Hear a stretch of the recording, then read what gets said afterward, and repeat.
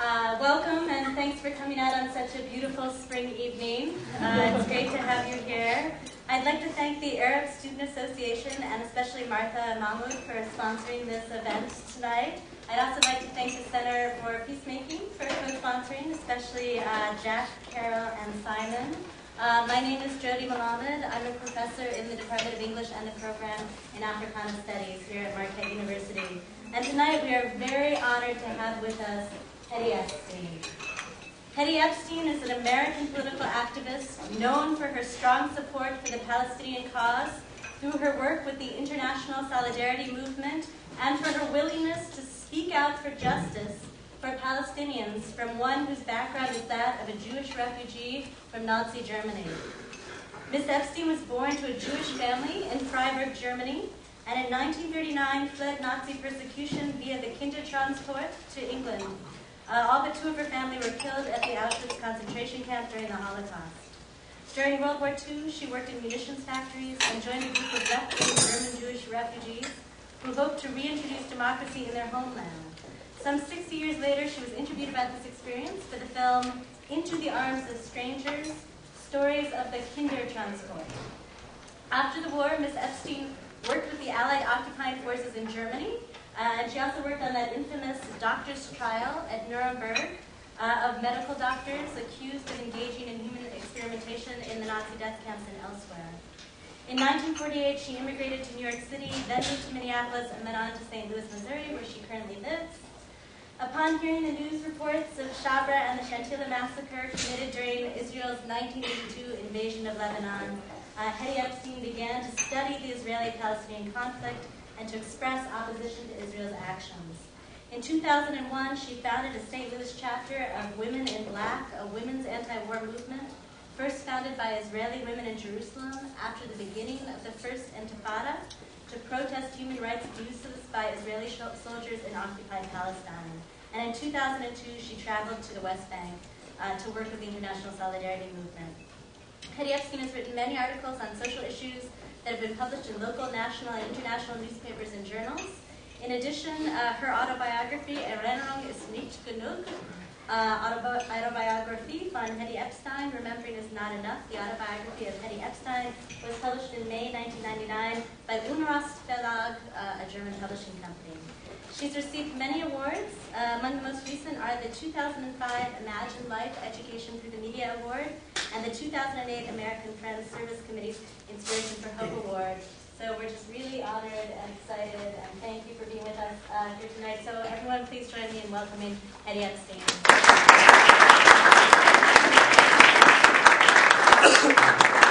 Thank you very much. You've just given my talk, so now we can go to the question and answer. As you heard, I was born in Germany, and when Hitler came to power, I was 8 years old, and I remember hearing my parents and other adults talking about Hitler, saying that they hoped he wouldn't wouldn't come to power, and after he did come to power, they hoped he wouldn't remain in power very long. And I heard all of that, but I didn't really think it had a whole lot to do with me. And so before I go on in telling you my story, I want to introduce you to some members of these are my great-grandparents on my father's side of the family. These are my grandparents, my father's parents, my grandfather, my mother's father, my mother's mother, my mother, my father, and this is a family photograph that was taken on my grandmother's 75th birthday. She's in the center there. And over here on the right with the bow on her dress, that's yours truly. I was about 13 years old then. My parents realized very quickly after Hitler came to power that Germany is not a good place, if you're Jewish, to raise a family. And so they tried very quickly to leave Germany, and their efforts to leave became increasingly more desperate. And I remember hearing my father saying over and over again, "Nur raus," meaning, just get out. Let's get out of here. And they were willing to go any place, anywhere in the world, and to do anything, but just to get out. But there was one place they were not willing to go to, and that was Palestine. And why was that? Because they were anti-Zionists.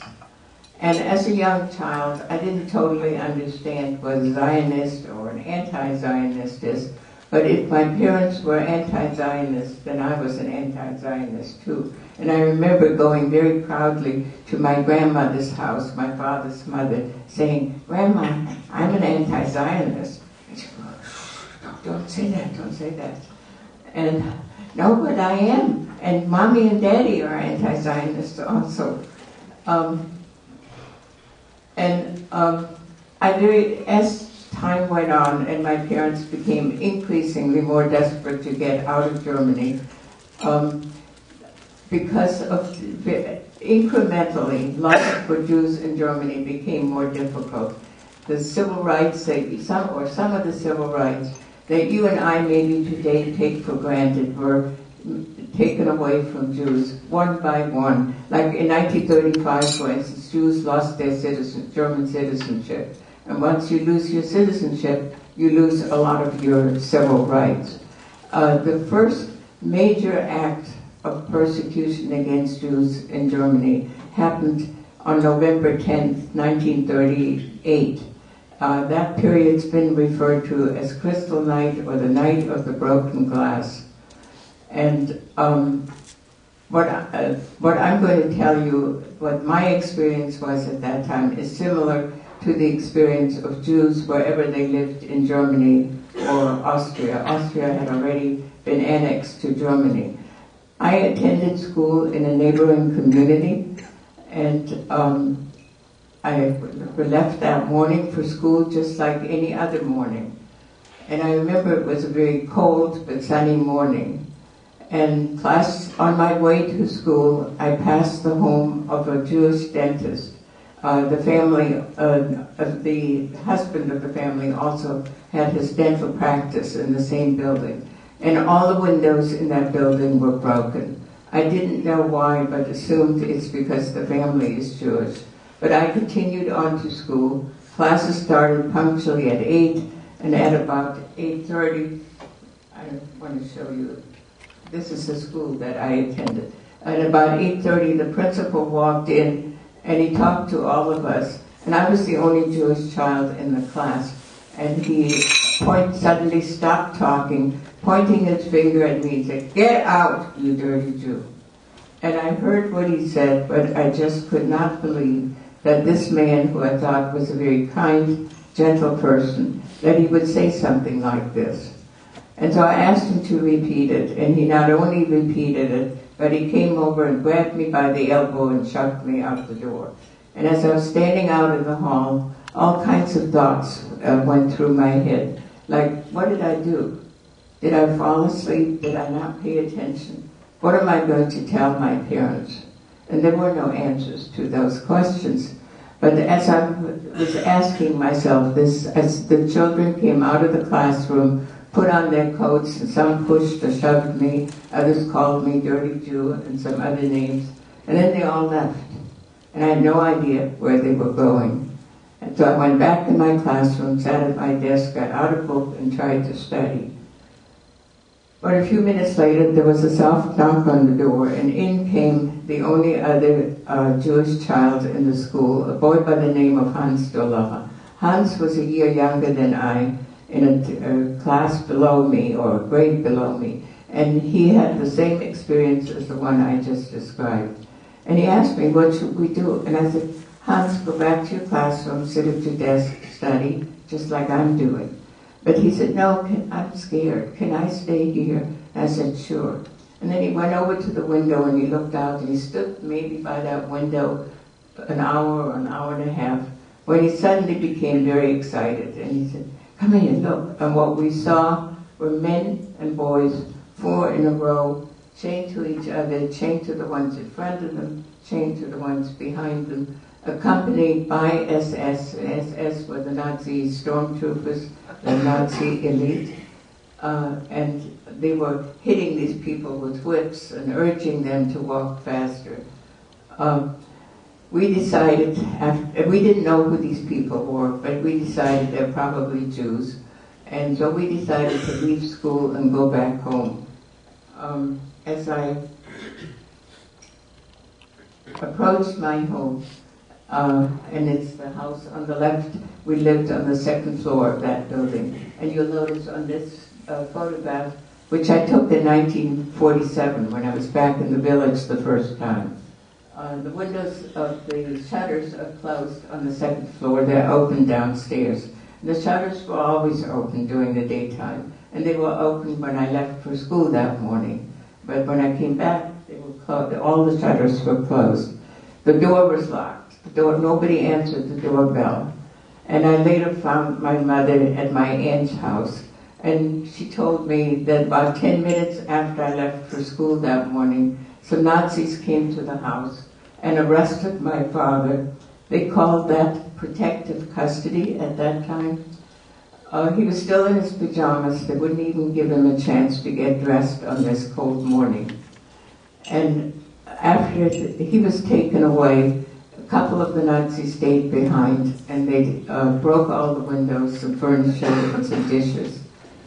I found my mother at my aunt's house, and which would be right this building here.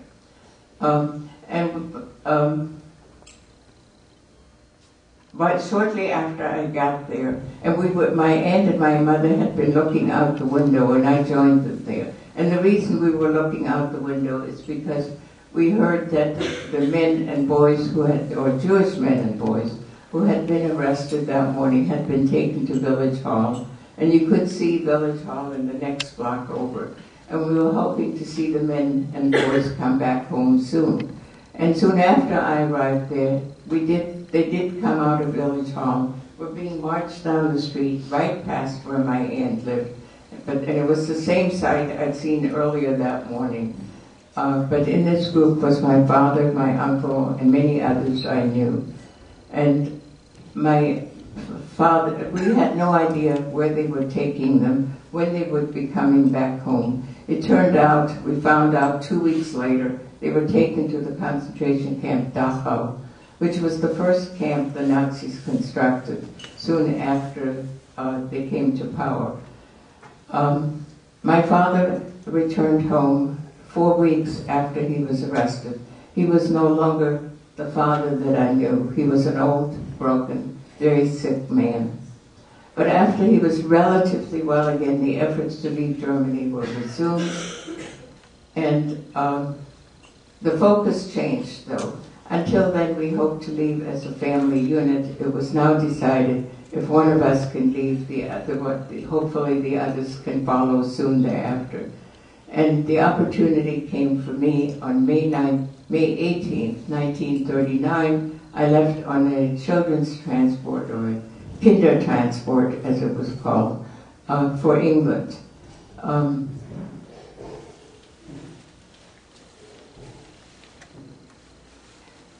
There were about 500 of us on this particular transport. The youngest were twins, 6 months old. The oldest were 17. I was 14 and a half.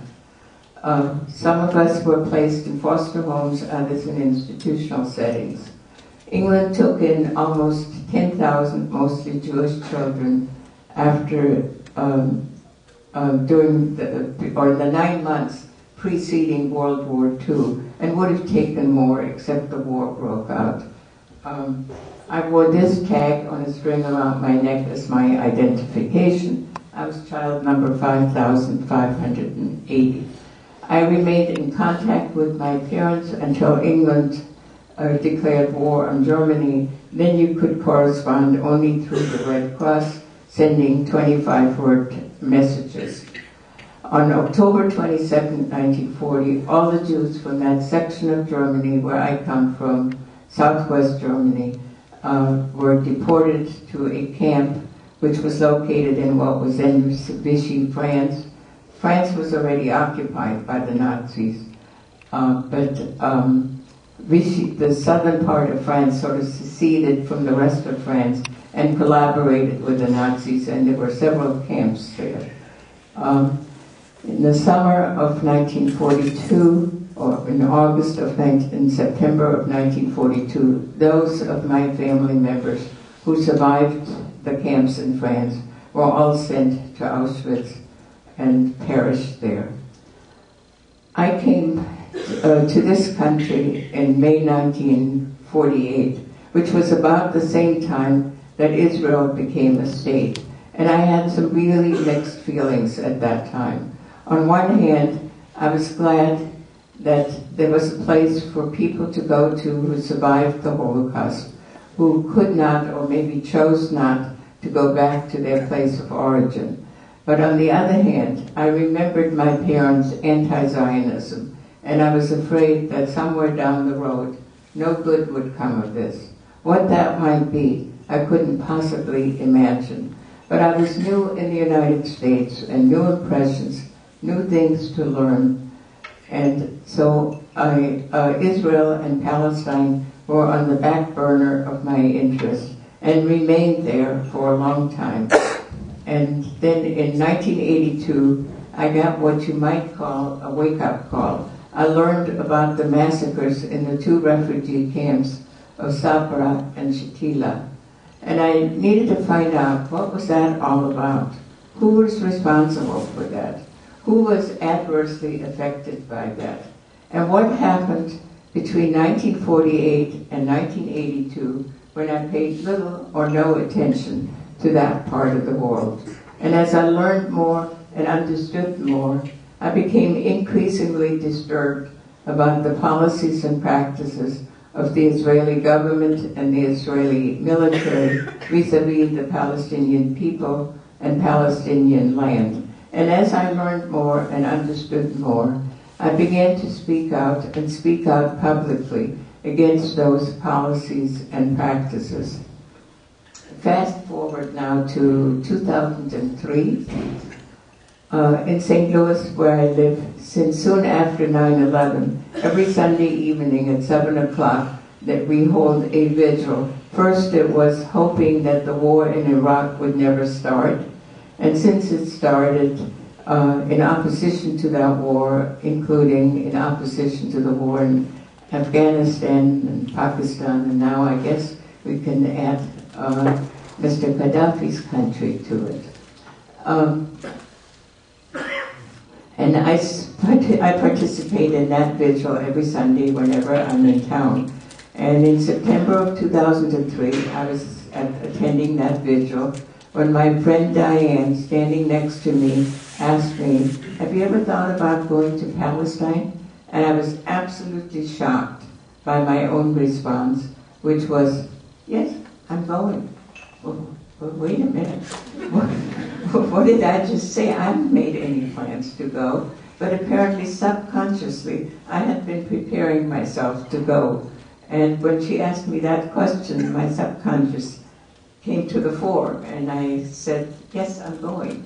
And lo and behold, by December of 2003, my friend Diane, two other women from St. Louis, and I were in the West Bank, the Israeli-occupied West Bank. All of us for the very first time. We aligned ourselves with the International Solidarity Movement, or ISM. And if you do that, you want to participate in their activities, you must undergo their rigorous nonviolent resistance training, which takes 2 or possibly 3 days, and it goes from early morning until late in the night, and you hear the word nonviolent, nonviolent over and over again. And if you want to participate in ISM's activities, you must make a commitment that no matter whom you encounter, no matter what situation you encounter, you will always respond nonviolently. If you cannot make that commitment, you cannot participate in their activities. We made that commitment and underwent this rigorous nonviolent resistance training. Our first place that we went to in December of 2003 was in Jayush, which is located northwest of Jerusalem. It's a very old community. Many of the homes there are built on old Roman ruins.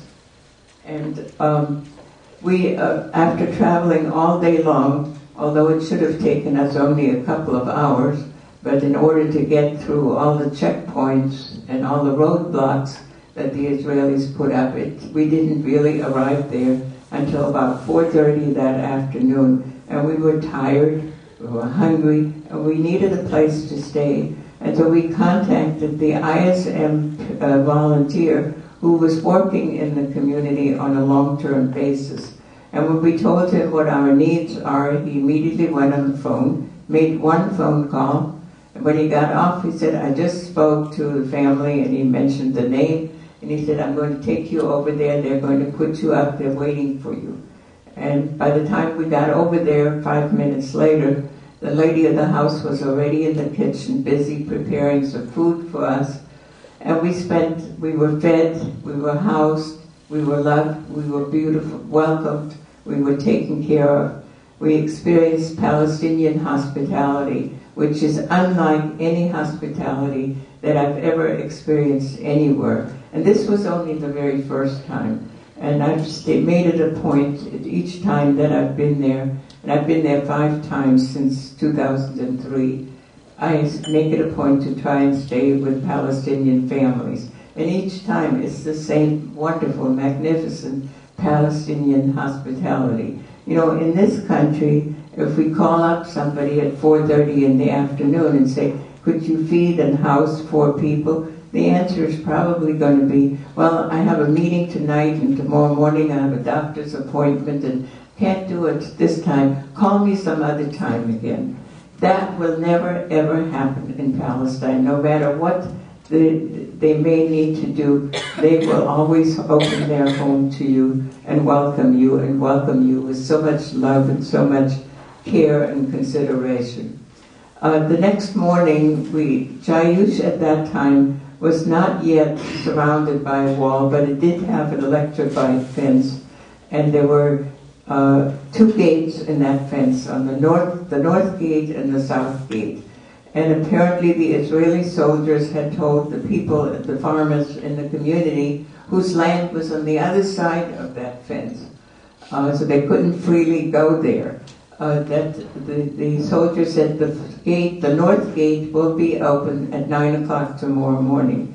So we arrived there about 8:30 to observe what was happening there. And there was a long line of people there. Some people were on their mules, others were just standing there with their equipment that they were going to take to their fields and do whatever farmers need to do. And I was questioning, why were there so many people standing in line so early when the gate isn't going to open at 9? And so I was told the soldiers may have said that the gate will open at 9. That doesn't mean it will open at 9. What may happen is that they open it at 7 o'clock in the morning, and by 9 it'll be closed.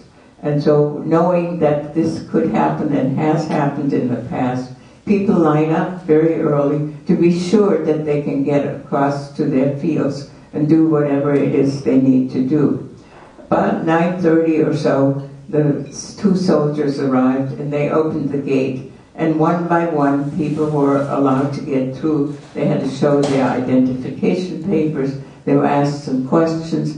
And it took about 5 minutes or so for each person to finally be able to go through. But after about 15 minutes, the soldiers started to close the gate. And there was still this long line of people there.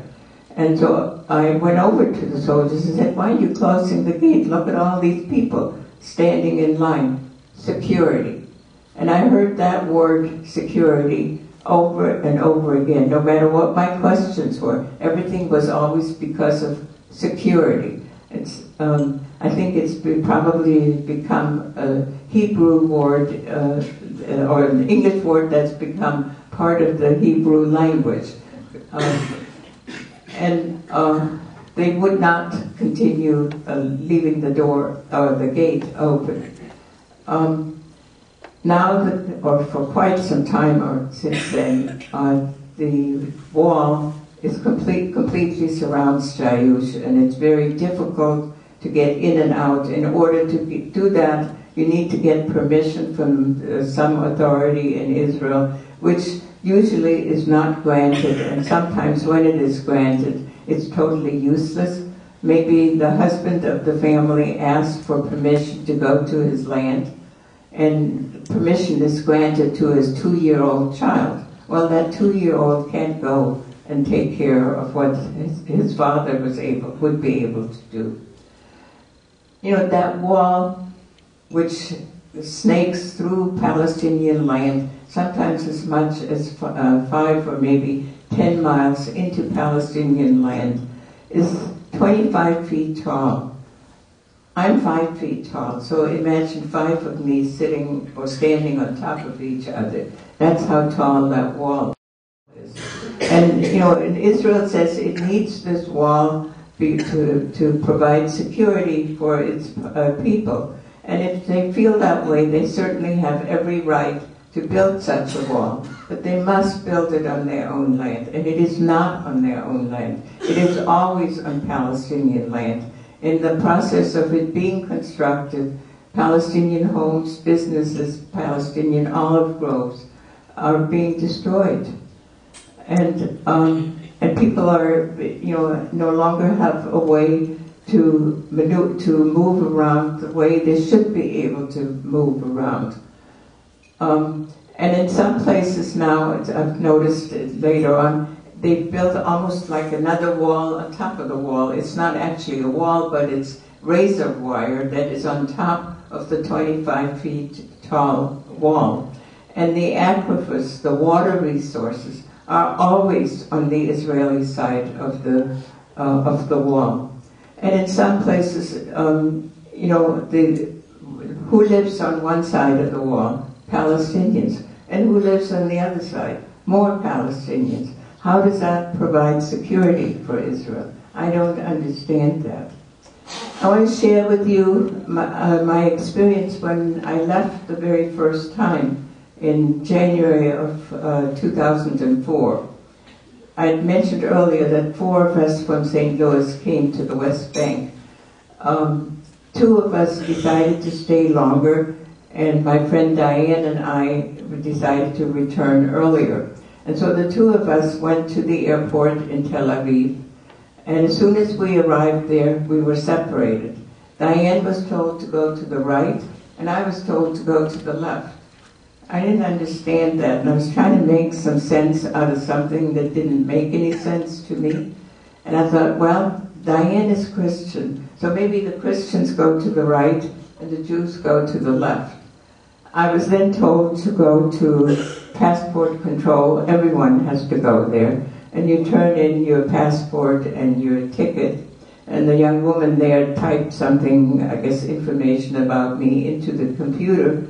And seemingly, like growing out of the ground or the floor next to me, there were suddenly 2 men standing there. I didn't see them, I didn't hear them come, but there they were. And they identified themselves as security. And their name tags were turned around, and I asked them, what are your names? No response. And the next thing they said was, come with us. And I had some things that I was going to take on the plane with me, sitting on the floor next to me, so I bent down to pick them up. And they said, no, no, no, don't touch them. We will carry them. And I realized, you know, there's a problem here, and I was trying to calm myself down. I was trying to make light of the situation. And although they said, you know, we're security, I said to them, oh, I thought you said you're security. You must be porters. They did not respond to that. I was taken to a very large room at the airport, which I later found out is the police station at the Ben Gurion airport. And in that room, there's a little cubicle that's sort of part of the larger room, and it has a curtain in front of the cubicle where you go in, except the curtain doesn't completely cover the entrance. And a young woman there told me to go in this cubicle, and then she patted me down, she wanted me, and then she asked me to get undressed. And I said, you have no right to ask me to do this. I want an attorney. She said, sure, you can have an attorney. But until you get an attorney, you're going to be detained at the airport detention center. And how on earth, excuse me.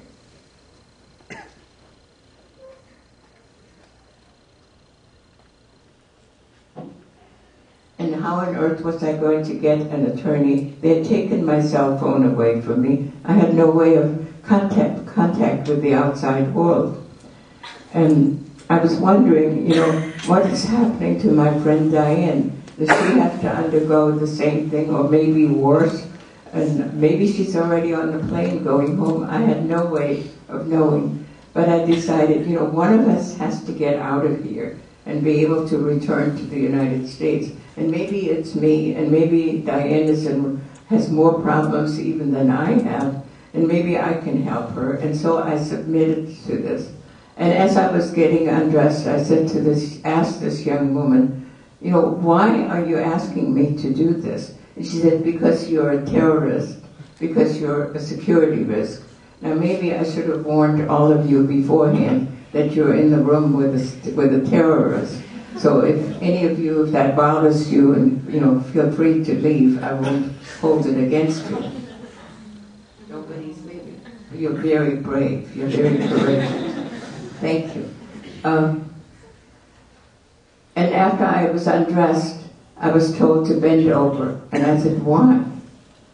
And she said, because I need to examine you internally, front and back. I have never in my life been so angry, so furious about what I had just had to undergo. While all this was happening to me, somebody else in the larger room was going minutely through my luggage and examining everything. Sometime after I was allowed to get dressed again and come out, and they were finished going through my luggage, they said, you were finished, you can pack your backpack again. And I said, you unpacked, you pack. I was so angry. I regretted later that I asked them to do this because they just threw everything any which way into my backpack. About 3 hours into all of this, suddenly the door opened and in came my friend Diane. And her eyes were this big because she thought I was already on the plane going home. And so as soon as she came in, they took her luggage and started to examine it, each piece, minutely. And I remember her saying to the security person, don't you trust the people downstairs where I just was? They went through my luggage minutely. But apparently they must not have trusted each other there. And so they went through her luggage again. There were other people in that large room. And I just want to share the story of one particular family. It was a young woman with a baby of about 7 or 8 months old. And they were going through her luggage minutely. And at some point the baby became very restless and started to cry and to fuss. And she had food and drink for the baby and wanted to give something to the baby. They would not allow her to do this. And the baby continued to scream louder and louder and just wasn't going to stop. And I talked to this woman briefly, and she said, I'm Israeli, I'm Jewish, but I live in England now. And I came back here to visit my family and to show them my baby. And because I no longer live in Israel, I'm being punished. My baby is being punished. At some point, she and the baby and her stuff were taken out of the room, so I don't know what finally happened to her. But there were other such scenes that I watched there while we were there. And we were there, Diane and I were detained for 5 hours. Of course, we missed our flight. And they said they would book another flight for us the next morning on the Israeli airline, El Al, which we had tried to avoid. And they said we could leave and come back the next morning. And we said, no, wait, we're not going to go through this again tomorrow morning. We're going to spend the night at the airport. And we did. I was not aware of it, but Diane told me that when we were on the plane and flying back to the United States, I was treated pretty badly by the airline personnel. I was so angry and so furious still, and so disturbed and troubled by what had happened to me the day before, that I was really not aware of how I was treated on the plane. Sometime after we came back to St. Louis, I had not been able to really get rid of this anger and sort of internalized the anger and directed it at myself. I decided to get some counseling. And as a result of the I forgot to say this. While I was still on the plane, in the pocket in front of the seat in front of you, there are always magazines. And while I was on the plane, just to vent some of my anger, it didn't really help much, but on every page of those magazines, I wrote, I will never ever return to Israel. And when I was done writing it on every page of the magazines in front of me, I took Diane's and did the same thing. And sometimes I pressed so hard, I tore the paper. And even though I wrote on those pages, I will never ever return to Israel, less than 6 months later, in June of 2004, I was back in the Israeli-occupied West Bank the second time. And I've been back a third, a fourth, and a fifth time. I also, each time that I've been there, I've participated in demonstrations. And those demonstrations are always, the participants are always, of course, Palestinians, some Israelis, and some internationals from all over the world. And the demonstrations are always non-violent on the part of those of us who are demonstrating. The violence is always present on the part of the Israeli soldiers. And the very first demonstration that we participated in was on December 26, 2003, in the farming community of Masha, which is northwest of Jerusalem. The farmers in the community had not been able to go through the gate and to their land and do whatever it needed to be done, and they had not been able to go there for 2 weeks. At that time, there was no wall yet. There was, again, an electrified fence.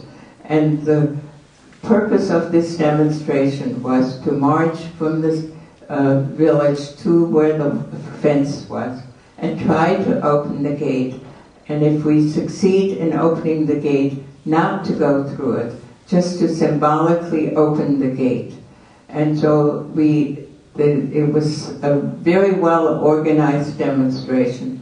It was decided that the Israelis should be in front as we marched to the gate. And on their shirts they wore signs with Hebrew lettering on it saying, "We are Israelis, we are Jewish." And behind the Israelis were the internationals, and all the way in the back were the Palestinians. And the reason the Palestinians were all the way in the back, it was decided it was for their own safety and protection, because we expected the Israeli soldiers to shoot at us, and if the Palestinians are all the way in the back, then maybe that's some modicum of protection for them. And as we got closer to the gate, I heard live shots, and with my American mindset, which you have to leave at home, it doesn't work there, I thought, oh, the soldiers are shooting in the air, warning us to go away or something like that. But no, they were shooting directly at us, live ammunition. And one of the very first persons critically injured was a young Israeli man by the name of Gil Naamati. Gil Naamati had just been released after serving 3 years of military service, and he was released just about 2 weeks earlier. And apparently because of either what he did or what he saw or a combination of the two, he felt it incumbent upon himself to demonstrate against the soldiers of whom he had just been a part just 2 weeks earlier, until just about 2 weeks earlier. His aorta was severed, and I have never seen anyone bleed like this. It was just like you turn the faucet on full force, and he was taken to the village or the neighboring village where there was a clinic, and the doctors there did the best they could to try and stabilize him. He was then transferred to a hospital in Petah Tikva, which is in Israel. I understand that even today he has trouble, physical trouble, and he has emotional problems. His father, who had been gung-ho in support of what Israel was doing, apparently after what happened to Gil, has made a 180-degree or 360-degree maybe turn, and he is very much opposed to the policies and practices of the Israeli government and military. Some other demonstrations we participated in, like for instance in the community of Aram. Aram is almost like a suburb of Jerusalem, and at the time that we were there, the area where the wall was going to go up, and it is up now, was already cleared, and there was this huge mound, an enormous amount of rubble, consisting of former Palestinian homes and businesses. On top of that mound of rubble were Israeli soldiers, guns at the ready, and as soon as we started to march past that mound of rubble, tear gas was shot at us. And that was the very first time that I experienced tear gas. And of course we all ran away as fast as we could. And doors that had been closed before were suddenly opened, and we were invited to come in. And we ran into a little store where they were selling cosmetics and perfume. And the owner of the store, washed us down and sprinkled us with perfume. We were all smelling very good, I guess, and not smelling like tear gas anymore. But these were Palestinian doors that were open to us. And when I said to the owner of the store, I'm Jewish, and there's my friend, and she's Jewish, and this one is Catholic, and we're all Americans, he said, well, we're all human beings. We're friends. Before I left, some of my Jewish acquaintances were telling me that the Palestinian people are my enemies and that the Israelis are my family, are my friends. Well, that's really not how it was. It turned out the Palestinian people were my friends, my family, and the Israelis were my enemies. I want to say something about the village of Bilin, which is near Ramallah. For the past 7 years, the farmers or the people in Bilin have been protesting because by now about 60% of their land has been confiscated by the Israelis to make room for the wall, to make room for settlement, to make room for the settlement to increase and enlarge. And so every Friday at noon, the people in the village of Bilin go to the mosque and pray, and at 1 o'clock the demonstration starts. And everyone, Palestinians, Israelis, internationals, walk to where the wall is and protest and try to, if possible, to go across to the other side of that wall. And the Israelis always violently respond. A couple of people that I know of, that I met there personally, no longer live because they were killed by the Israeli soldiers when they were non-violently demonstrating. Many people have been injured there because they use live ammunition, tear gas, water cannons. And sometimes the water cannons don't have just regular water in there, but they have some very foul-smelling water that is very difficult to get rid of from your clothing and even from your skin. And on one of those demonstrations, and I've been there 3 times, a sound bomb went off near where I was, and I lost some of my hearing. So I'm wearing hearing aids as a result of this. So later on, when you ask questions, please speak loudly. I'm not asking for pity because I lost some of my hearing, because I was fortunate. I've been able to get hearing aids, and so that helps. But there are many, many Palestinians, and especially young children in Gaza, who have lost their hearing, or lost part of their hearing. And why? Because Israeli planes fly overhead, and they purposely break the sound barrier, and as a result of that, some of the children, especially the children in Gaza, have lost some or all of their hearing. And they're not as fortunate as I. They do not have access to hearing aids, just like I had. So if you need to feel pity those children. Think about them.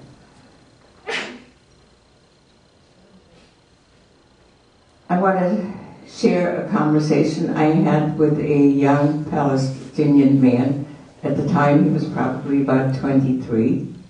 And we had a long conversation, and at some point I asked him, do you ever have dreams? Do you ever have nightmares? And his response was, I wish I had nightmares so I wouldn't wake up to a nightmare every single day.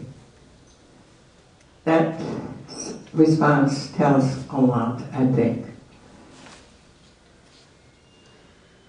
I tried to go to Gaza 4 times already, but for a variety of reasons I have not been successful. I'm sure you all know about what happened to the flotilla last May that was attacked by the Israelis. There were 6 boats, but one primarily hears only about the Turkish boat, on which 9 people were killed and about 50 were injured. I understand one of those injured is brain dead. And so now there is another flotilla number 2, being organized to leave on or around May 31st, which is the anniversary date of the attack on flotilla number 1 last year. And there will be about 40 boats from different countries and people from many different countries. Even people whose countries do not have a boat. They will be somehow divided among the other boats. And there is a U.S. boat to Gaza where there will be only Americans on that boat. I will be on that boat. I have a place secured on that boat. Whether we will make it to Gaza is another question. Some time ago, I came across an email sent by the Israeli government that they are training attack dogs, dogs that are already trained to be attack dogs, but they're giving them special kind of training how to attack the boats, the flotilla.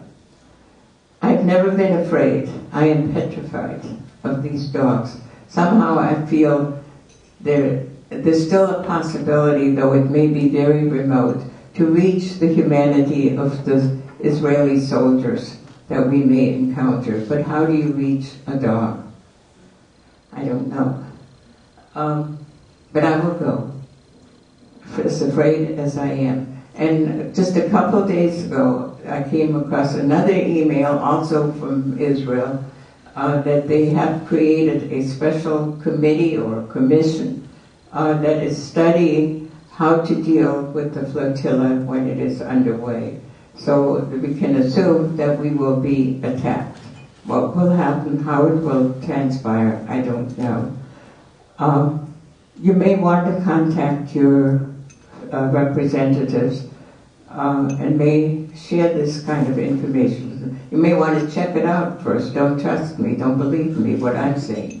Find out, do some research yourself and find out. And then contact your representatives and ask them, what their position will be, knowing that the U.S. boat to Gaza, with only American citizens on board, might be attacked as well as the other boats, but on this one there will be only American citizens.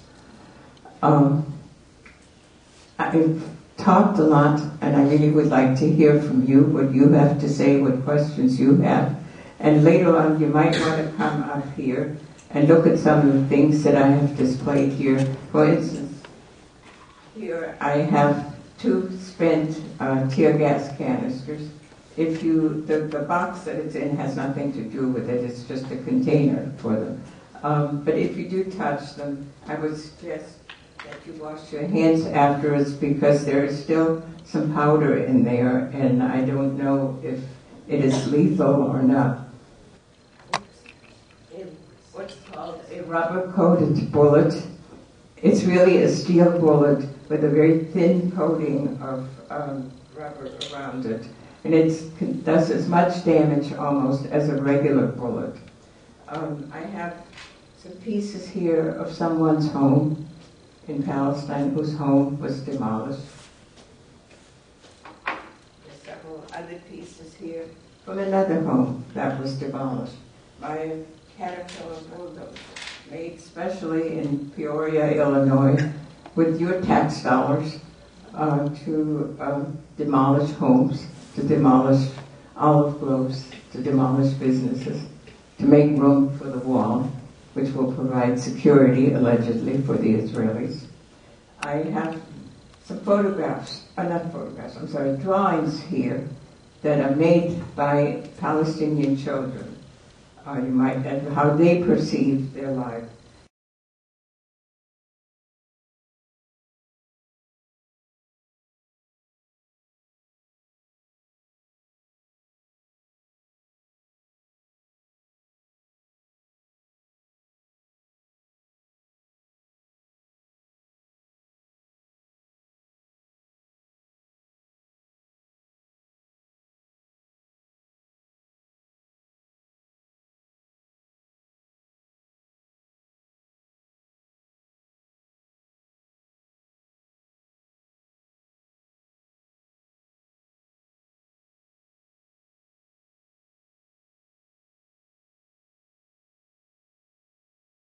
The one that touches me the most is this one.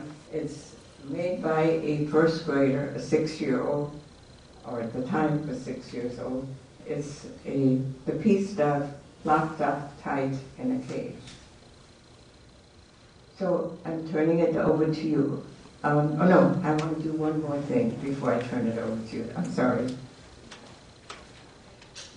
When I was a teenager, I used to write poetry, and then I became an adult, and I stopped writing. But in 2004, after my second visit to the Israeli West Bank, one evening the poetic muse came to visit me, and this is what came out of that visit. It's a poem entitled Palestine. When I see the word Palestine, I see checkpoints, roadblocks, the wall, and tortured civilians on the street. When I hear the word Palestine, I hear piercing gunshots, sound bombs, silent screams from a tortured people, and their cries for freedom, justice, and peace. When I feel the word Palestine, I feel an excruciating pain, bruised and aching hearts of those that lost their loved ones in the struggle. When I smell the word Palestine, I smell the acrid stench of tear gas, the dust of bulldozed homes of an oppressed yet dignified people. When I taste the word Palestine, I taste the bitterness of injustice and oppression that people have to endure to survive. And when I reflect on this, I think about great leaders for independence. I think about freedom, human rights. I think about the long struggle to achieve this, and the faint sound of freedom bringing far away. Thank you.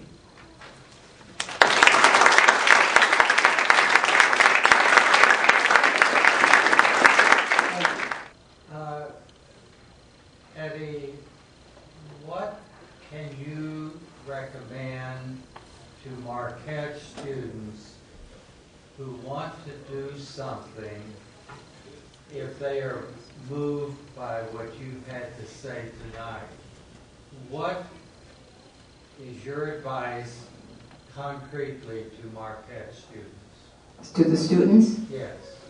Well, first of all, go on the internet, and the students are much more savvy on the internet than I am, and find out for yourself what is going on. Because the media doesn't really tell you what is really happening, so you need to find out the other side of that coin, what the media does not tell you. And then there are many, many different things that they can do, but one thing which not everyone will be able to do is go there and see for yourself. It'll be a life-changing experience for you. Summer is coming up and you'll be out of class, and so go over there. And if not, there are many, many different organizations that you can participate in. You don't have to reinvent your own wheel, because there are existing organizations that through which you can participate in their activities. And you can, I don't know if there's a organization here that the students have. I've spoken at many different universities since the beginning of this year, and in each one of them that I've been to, I know there are very active Palestine Solidarity committees.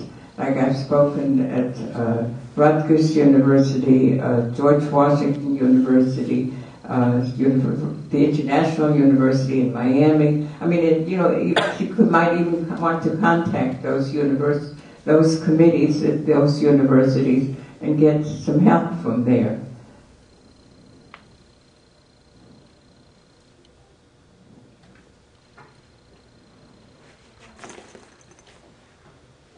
Do you have any thoughts about J Street? Are you familiar with J Street?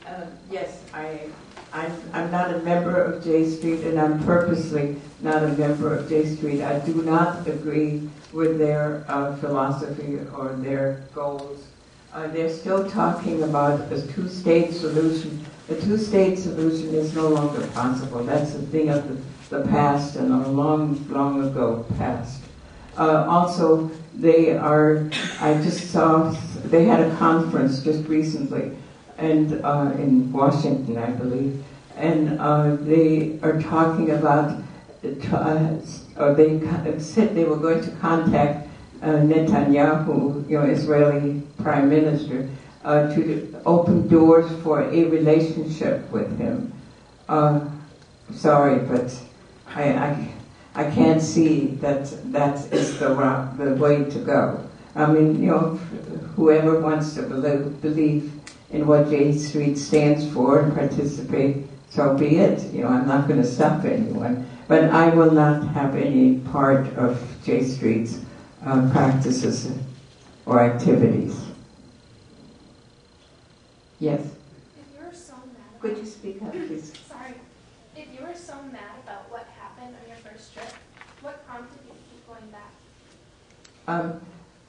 Well, as I said, after I was strip searched, I only stutter when I speak. I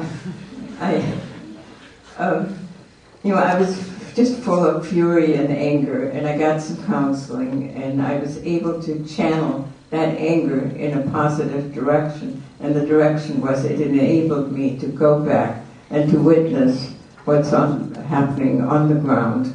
And I made a commitment to Palestinians, because many of them said to me when I was there, each time that I was there, the media doesn't really convey what's going on here. So and the American people don't really know. So when you go back, please tell the American people what you've seen and what you've experienced. And I made a commitment to do this. So allowing me to speak to you this evening is part of honoring that commitment. Yes? I hear how much suffering that you endured and how much suffering that you saw. And I lived in Israel for many years and was in the West Bank and saw there is really a lot of suffering. What I'm not hearing is about the suffering on the other side. And, you know, we don't have to talk, I assume everybody knows about the attack that happened Today. last week and today. Last week, a terrorist went into a house and murdered a family. Right. And then today there was a bombing in Jerusalem. I mean, there are real security needs, but I wonder if you are thinking at all about reconciliation efforts or the many peace projects in Israel and in the West Bank that are focused on a solution, on acknowledging the suffering on both sides, on acknowledging the humanity on both sides, on reconciliation. There are lots of projects, and I wonder if you're involved with any of them or supporting any of them. I agree with you. You didn't even say that, but I was implied.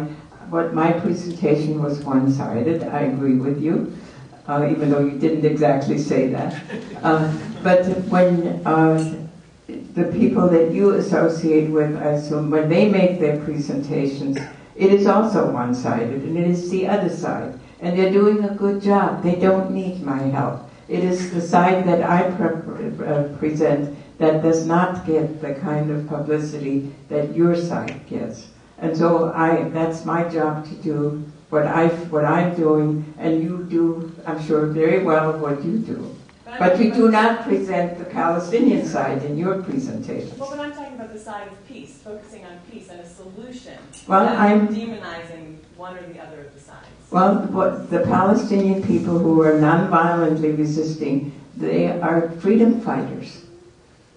They want peace, and that's why they are demonstrating non-violently. And that is happening not only related that I mentioned, it's happening all over Palestine, and it's happening in Gaza also. But, you know, your side does not know that or does not publicize that. So you present one side of the coin, and I represent the other side of the coin.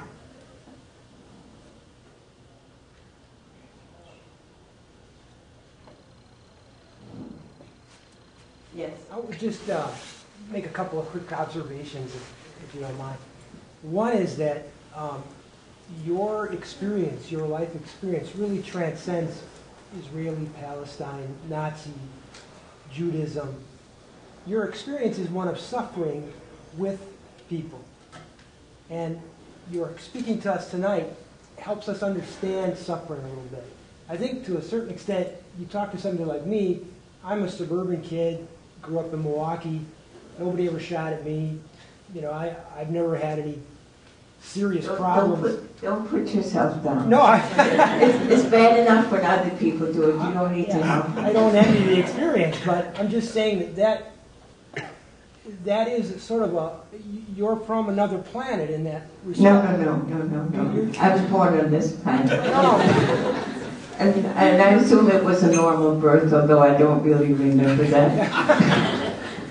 But I applaud you for bringing us a little sensibility of what suffering is, of what this kind of suffering really is, what it is on a day-to-day basis, what it's like to have a tear gas canister in your face or have a friend shot darn near dead right in front of you.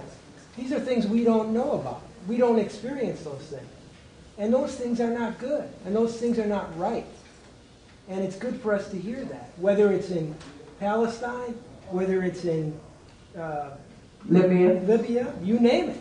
It's good for us to know that these things are going on, that here at Marquette, where things are pretty cool, we're living in a little island.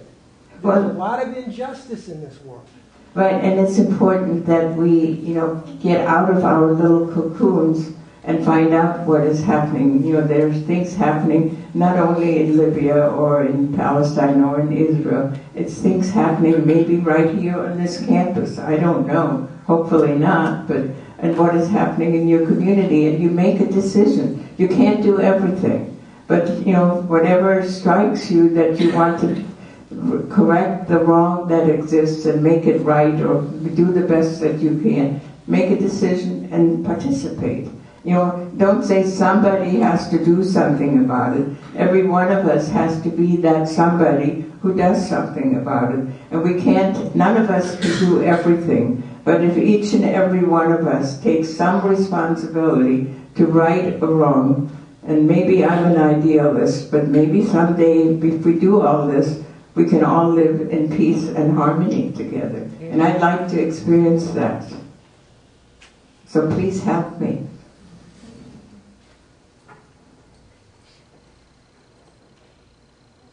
I haven't really seen you.